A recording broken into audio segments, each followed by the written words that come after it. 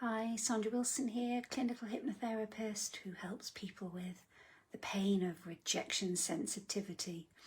So in today's video, I thought I would talk to you a little bit about some of the more hidden symptoms of rejection sensitive dysphoria or rejection sensitivity, which is a very common symptom of ADHD and other types of neurodivergence. I've talked about the feelings of being like it's a physical attack. It's like a punch to the gut every time you experience or perceive rejection. And also the spiraling thoughts that convince you that that person really does hate you, even though you've been friends for donkey's years. The devastation you feel when you are criticised, even if it's constructive feedback, maybe from a manager or colleague or whatever.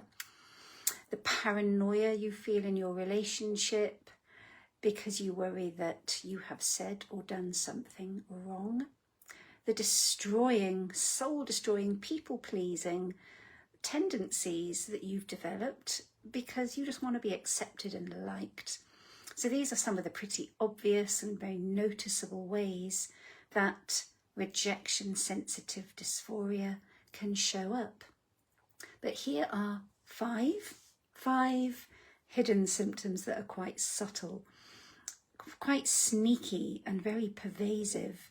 And you may not have necessarily made the link, but perhaps you recognise these in you.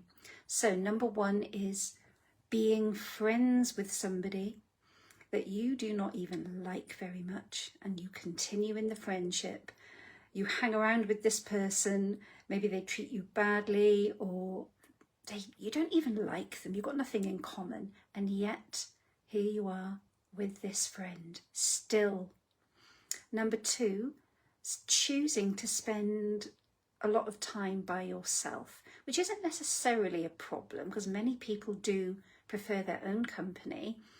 It's not even really all that subtle, but if you start to feel lonely or disconnected and yet you are still choosing to spend time alone, that can sometimes be a fear of making connections in case you're rejected. Number three is self-deprecating humour, taking the mickey out of yourself. You might put yourself down sometimes in front of other people, like your friendship group. Sometimes laugh at yourself or even belittle your achievements, and this can often show up in the workplace. So you might say something like, oh, I'm such an idiot.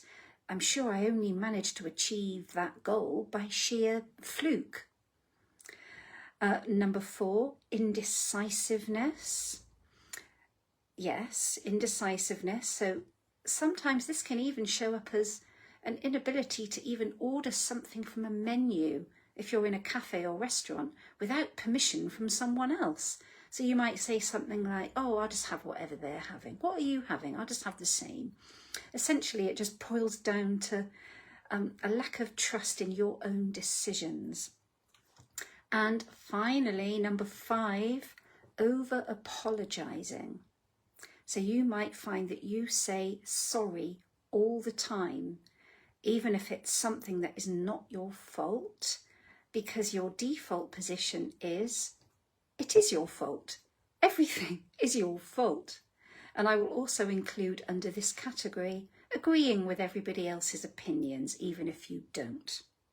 So you may recognise some of them or all of them in you. And yes, maybe that tells you that there's a little bit of sensitivity to being rejected going on here. If you're watching this video and you aren't following me, please do follow me for more content like this. And I will be back with more content tomorrow. Bye for now.